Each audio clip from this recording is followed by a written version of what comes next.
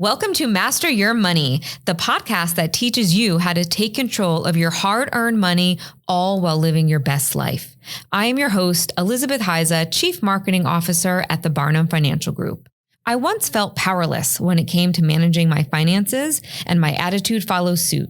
Until one day, I changed my mindset, built up my knowledge, and put myself back into a financial position of power. And I started this podcast to provide you with the same education and advice that I received on my journey. Now, I want to help you master your money.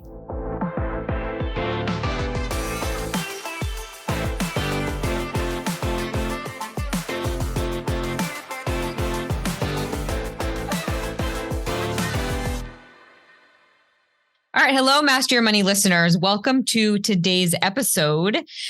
Today, we are talking about the cost of healthcare during retirement. This is a topic that is headlining all over the place. It's a very, very critical topic on the minds of every person who is either approaching retirement or in retirement. And good news for those folks, because on today's episode, I have our guest expert, Michael Lynch. Michael Lynch is a financial advisor at Barnum Financial Group. He's been a financial professional working in this field for over 20 years. And the great majority of those years, he has been a certified financial planner. Prior to Mike's 20 years at Barnum working with clients, he spent years as a writer working in DC, covering really the intersection of politics and economics. So Michael is going to give us an amazing perspective on this issue. So we're going to have a really great conversation. Michael, welcome to the show. Well, Elizabeth, it's great to be here with you. I got to tell you, I'm very, very, very excited, and I'll try to talk slow so I'm not just rambling like a maniac that I am. Yes, you are a maniac, but you are a maniac in so many great ways. I've known Michael, obviously, his whole career at Barnum, and he is just a wonderful human with a beautiful family. And I'm just really excited that I got to work with you all these years. Yeah, it's been fun. It's been a good time. It's been a wonderful ride. Barnum's, it's special place, Elizabeth. It's a special place. Listening to you and Paul on Paul's podcast, which everybody should check out. Small staffs, big wins. That's right. It is a very special place. Yes, it's a trip down memory lane when you were the marketing assistant with Elaine Johnson. Right. That's right. So long ago. Well, thank you. So let's jump right in. So we're talking about this because you recently wrote an article for The Street about retirees. Healthcare may cost less than you think. And basically, Michael, you wrote this because in any given year, you spend the majority of your time talking to either people in retirement or working towards retirement. Oh, that's right. Absolutely. My business is structured pretty much like a doctor or a dentist. I spend zero time reaching out to try to get new clients, and almost all my time either talking Zoom calls or face-to-face meetings, which I love, or actually working on the financial plans and financial plan updates that our team does every year for our clients, progress reports.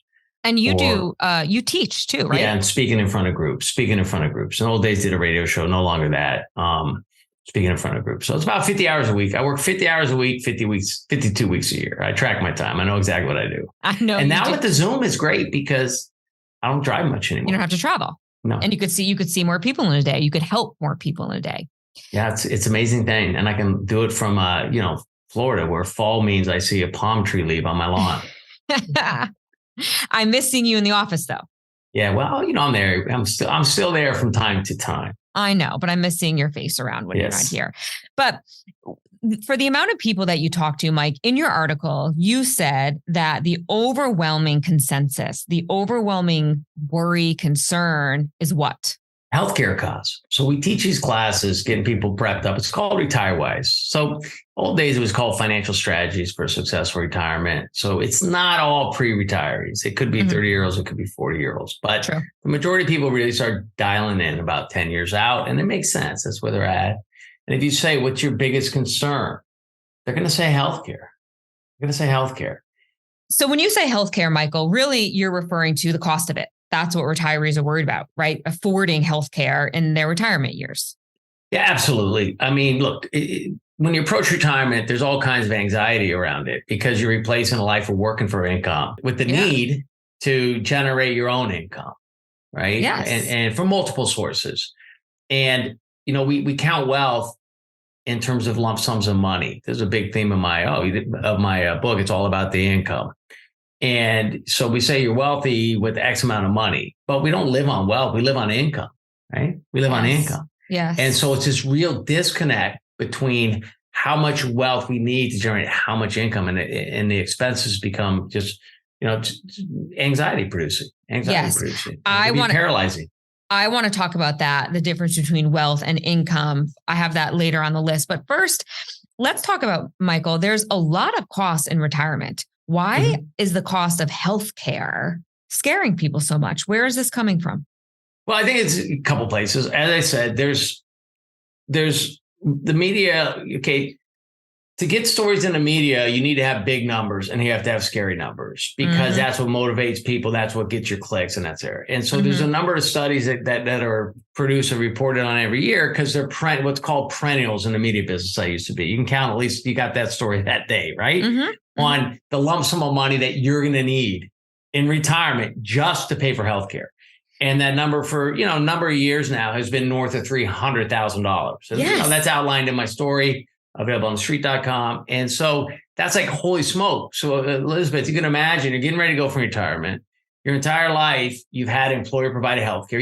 It's expensive, but the part you're seeing is manageable, right? It comes out of your check. True. You got the tip of the iceberg, but now you're going to get that iceberg. You think you're going to get that iceberg, right? Good whole iceberg is yours. Correct. Good point. People don't really say, know. I got $500,000 invested, and $300,000 of it is just for healthcare. Yeah. And people don't know the full expense of healthcare because they've had it subsidized for so long, probably never looked into it until they see these articles and they're seeing numbers, to your point, well into six figures. All of them that I see in your article are over 300,000. Yes. And, part of my critique of that, and there's more detailed critique. I think it is without doubt wrong. But is that it's taken a lump sum of a made up stream of expenses. So it's saying over 30 years, you're going to spend $5,000 a year, right? And with inflation, and therefore you need X amount of money. But in fact, you have income of $60,000 a year, and that $5,000 is just going to come out of the income, and you're not going to need that, right? And so, I say in the article, based on the same methodology, I think you need $90,000 for your lunches. Yes. When you retire, right? Yes. I mean, you can go, the great thing is that, data is out there, whether it's great or not, that's another story. But, the consumer expenditure survey available on the internet details what people spend by age, and healthcare is not close to the top. It's not housing close. is way more. Yeah. So, Michael, let me just repeat back what you're saying. So there's a lot of, I don't know if I want to use the word inflated, that's my word, but numbers out there that could be overinflating the cost of healthcare and could potentially be putting fear into retirees. Yes. So let me be clear. Healthcare is expensive. Yeah. But the reason, as the late, great T.J. O'Rourke, satirist, who wrote the fantastic book called Parliament of Whores, look it up, it's about DC, said the reason why, if you think healthcare is expensive now, wait till it's free, right? The reason why it costs so much, ironically, is because most of us are actually we're insulated from paying the actual costs. They're shifted to government or an insurance company, right? Correct. Yep. So yes, I'm not saying healthcare is not expensive. It is expensive. I have a client right now, is getting some treatments for cancer, and it's like $50,000 treatment. Yeah. And then I said, but how much are you paying? Well, zero, right? Yeah. So my point is we need to focus on clients to not be paralyzed, to not let. There used to be this thing called job lock, and you had job lock because you couldn't go out and be a freelancer. You couldn't go out and retire at 55. You had to wait till 65 because healthcare was such a difficult issue. And it was so important because if you do have to make those $50,000 payments, you're going to go broke, That's right? a big There's no issue. doubt about it. And so you have to stay insulated. You have to stay insulated from that cost through the insurance system at some level, in some way. But that world has really changed over the time that you and I have been practicing financial planning. Yeah. When I started, it was a real issue. And now with the healthcare exchanges, a lot of subsidies available, myriad of Medicare options for people.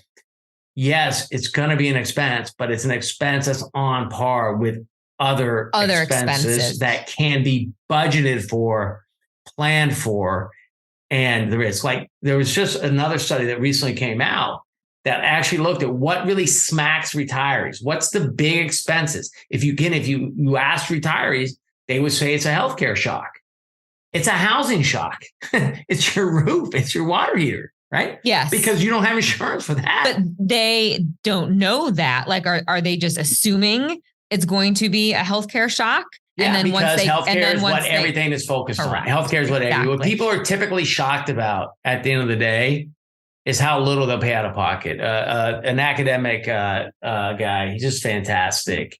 Sedito Banerjee, you can look him up, Banjeree. It's a cool name too. He actually studies people, like what they're looking at today of what people actually spend. And out-of-pocket expenses for healthcare and retirement over and above Medicare Part B premiums, which come out of your Social Security checks. You don't see it, right? But it's there. It's about $27,000.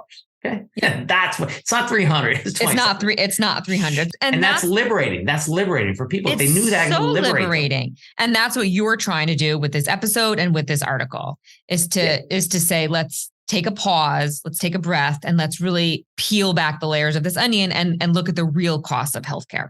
Michael, talk to us as well, because you make a great point in here about bankruptcy and how low the bankruptcy rate is. Yes. Talk about that. Well, I mean, look, there's no perfect ways to study financial distress, but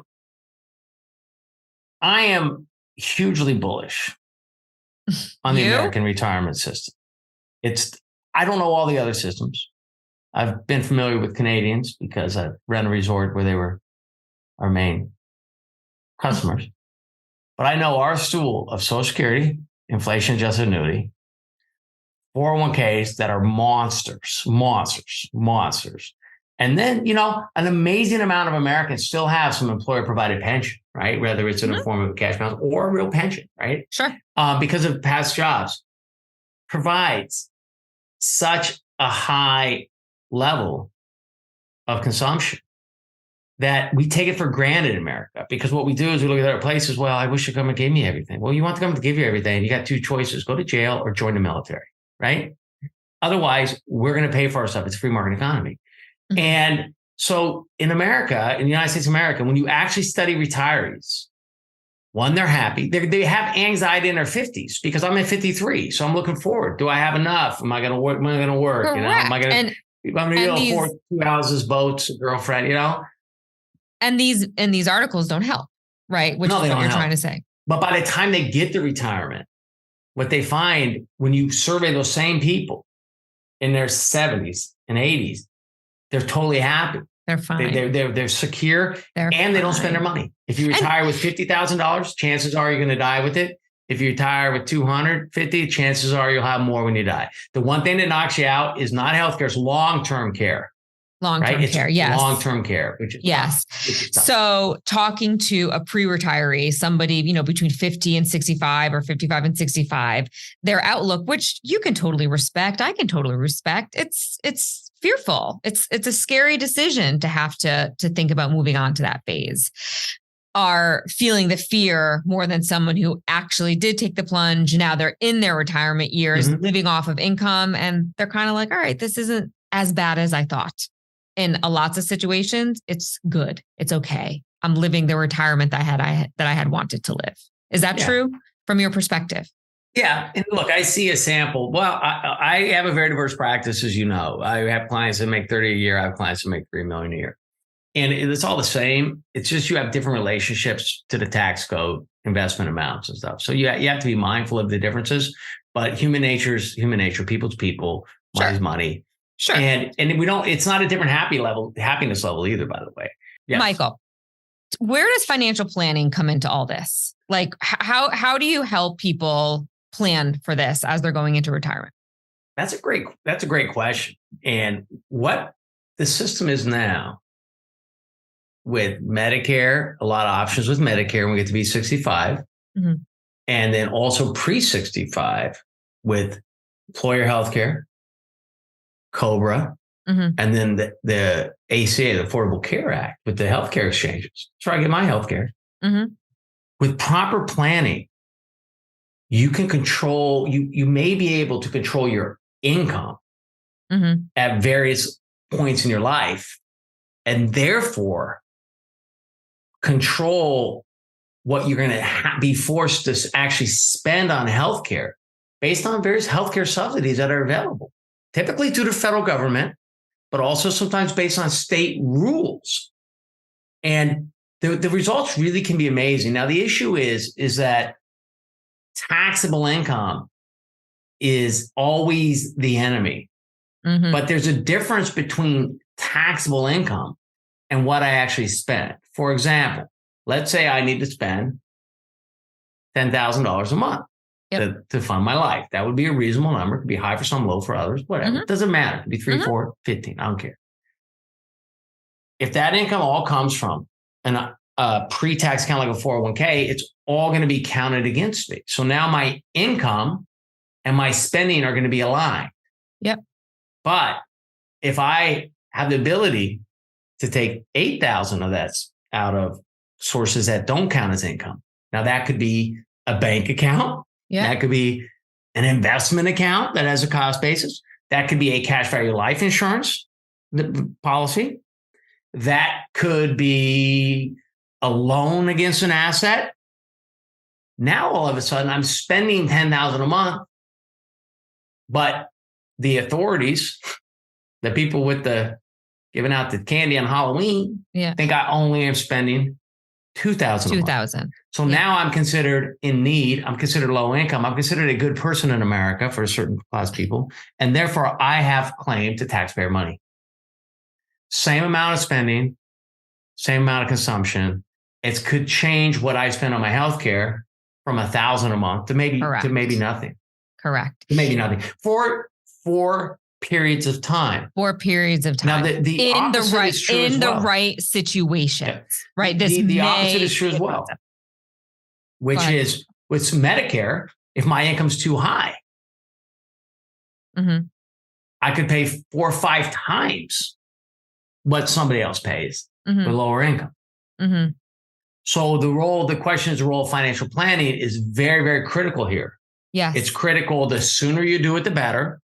To diversify your potential future income streams. Yep. And to really look, one of the things that we make a big deal on the courses we teach is kind of between 50 and 70, you have a lot of freedom to manipulate your assets and government benefits. Between age 50 and age 70 is when you have freedom to manipulate. At various points, certain things click on. 50, you can save more in retirement, right? 62 is Social Security. Got it. 70, you have to take Social Security. So it's in that kind of window, where you can set yourself up. Now, we're the young people we work with, because I love working with the 20s and the 30s. You do. My next book's going to be on them. And they love working with you, let me tell you. Yeah, the old guys. You don't want the old guy anymore. I still think I'm that age, though. I'm like 18 mentally. I'm like 15 mentally. Who am I kidding? Everybody loves working with you, Michael, anyway. But, we get them right out of the chute. We look to this right out of the chute. With the younger ones, but those of us who are older, we didn't have Roths and stuff when we started out. So there's older people, the people who it's very frustrating for, or the people that are getting close now, Elizabeth, it's like they're 60 and we're like, look, the options are less, and they feel like, wow, that's tougher. It's a tough situation. Yes, it's tougher. Versus in an ideal world, Michael, you do a great job with this. You'll work with folks in their 20s, right? The second somebody gets a job mm-hmm. with a steady income and they have possibly a 401k or something to contribute to, you want to get them set up properly. The more you contribute, you don't miss the money. And then in 30, 40, 50 years, when you go to retire, you're set up really well. That's the ideal situation. Yes. And sometimes, like the late, great Paul Salerno taught me back early in my career. I was like to honor him on his podcast because he was just a great influence. He was a great man. sometimes you want to pay voluntary taxes now Mm-hmm. so that you can avoid involuntary taxes later. There's some taxes are involuntary, some are voluntary. Yeah. And, sometimes you actually do want to pay taxes today at lower rates, so you can avoid them at potentially higher rates in the future, knowing, of course, that the future is uncertain. It is. Yeah. But Michael, knowing that, ideally, we want to start as soon as possible. Really, at any age, somebody should be talking to a financial planner to start to have these conversations and start to place assets, to distribute assets properly or in a way that can benefit you in your retirement years. That's what financial planning is. It'd be a big payoff, right? The issue is there's known knowns, known unknowns, and unknown unknowns. And a lot of times when I'm teaching classes, we're talking about ways to game out. So, ways to maximize, optimize. So if it's a return game, they really extract as much money as possible from Social Security system. People say, well, why didn't anybody tell me this? Or if you read my article up on the retirementdayonthestreet.com, you're going to see all sorts of strategies in our article. And you're going to be like, well, why didn't anybody tell me this? Well, I am telling you, right? But what you understand is that the government is not a marketing organization. And taxpayers would go crazy if it were. Imagine if the U.S. government was paying money for Super Bowl ads to tell people how to get more money out of Social Security. That's not going to fly, is it? Right? That's like the IRS, having ads to say, well, here's all the loopholes that you can. It's not going to happen. So what happens is you either need to invest the time yourself. Correct. And look, I'm a personal finance dork. That's why I got into business. Back when I was covering DC and writing for the Wall Street Journal and Investor's Business Daily and going around, I was on the total grift there, living the life on expense accounts and everything else. I did this on the side. I was a dork. So I liked this stuff. And I wrote a personal finance column too for now defunct.com and the .com. You did. Page. And you had a radio show for years. Sure. So I invested my time in it. But if you want to invest your time, if not, get yourself a good financial advisor / financial planner, somebody that's going to focus in on these details, strategic stuff, and it will pay off. Like I was having a little bit of a spew and I was talking to a lawyer yesterday. And he's like, well, you can do it yourself or me. And I said, well, at this point in my life, I want to do three things.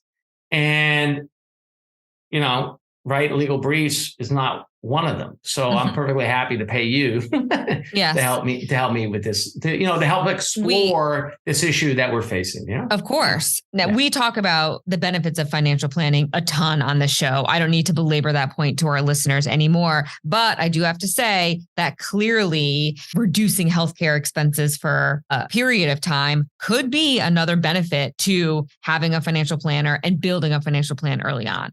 That's all I'm going to say about that, because you all know I preach about financial planning a lot. But Michael, I want to get back to your article because this is one of my favorite parts of it. You bring up a $45,000 restaurant bill.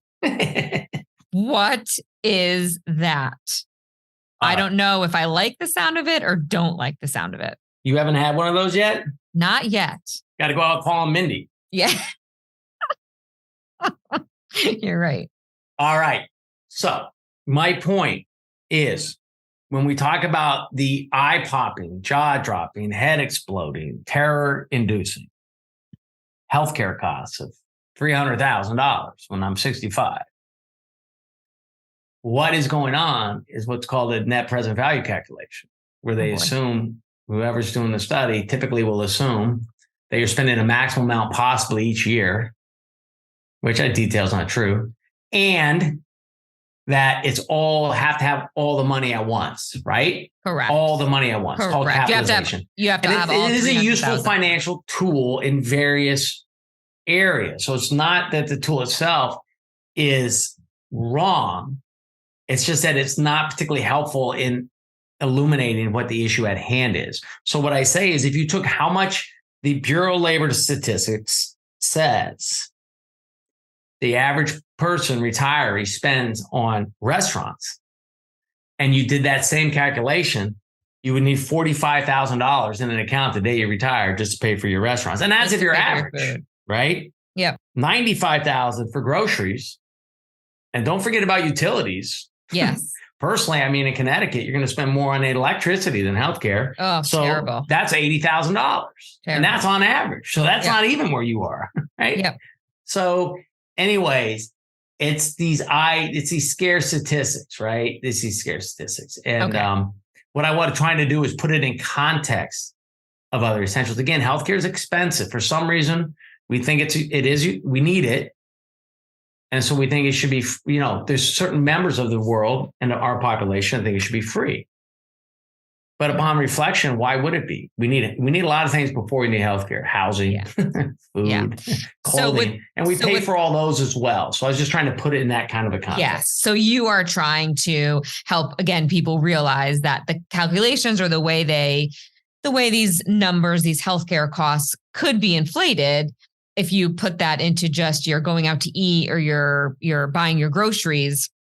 If you use those same calculations, you would have a $45,000 restaurant bill at the end of a year, which is and it would fall away because you would have to need so much money in retirement that you would have to, need probably like a few $1 million.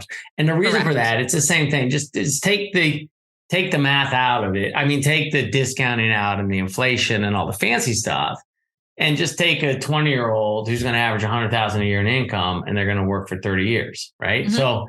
Okay, it's like saying you got $3 million today, kid. Go have fun, right? Yes. But of course, you don't have $3 million. You don't. You got to get it over time. You have to get it over time. And this is the opposite of that. And save it's saying that every month you're going to have income come in, and then you're going to have expenses. Yeah. And if you actually match your income and expense on a monthly basis, it's all going to work out over the long term. All right, let's move on to what you said in the beginning, which was we don't live off our wealth. We live off of our income. Mm-hmm. What did you mean by that statement?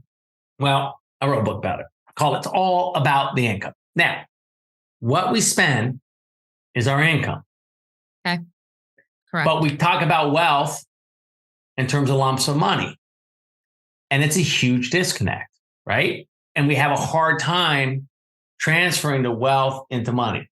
So it's just purely accounting that what really is wealth. So a little story on this is if I walk through JFK, immigrating to America or coming from another country, or vacation, coming through customs, and they say, well, how much you got? And I have $12,000 in my pocket, I have to declare it, right? Mm-hmm. And that's considered wealth.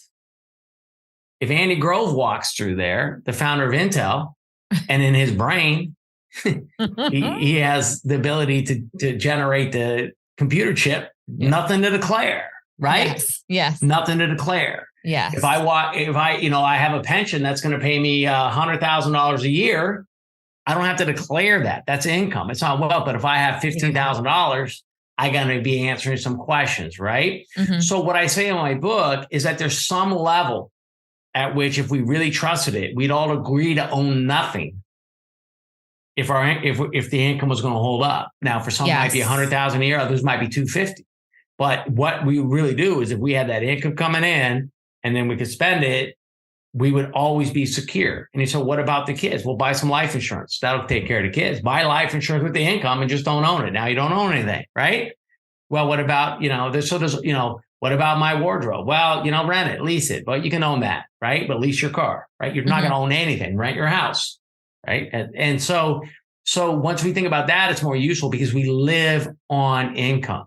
And one of the things that us practicing financial planners see constantly is a disconnect between the dominant media narrative, which is America and the retirement crisis, which is people not having enough money to retire, and the reality that we see, which is our people won't spend their money. But let's back up a second. You're not saying that you shouldn't own things, right? No.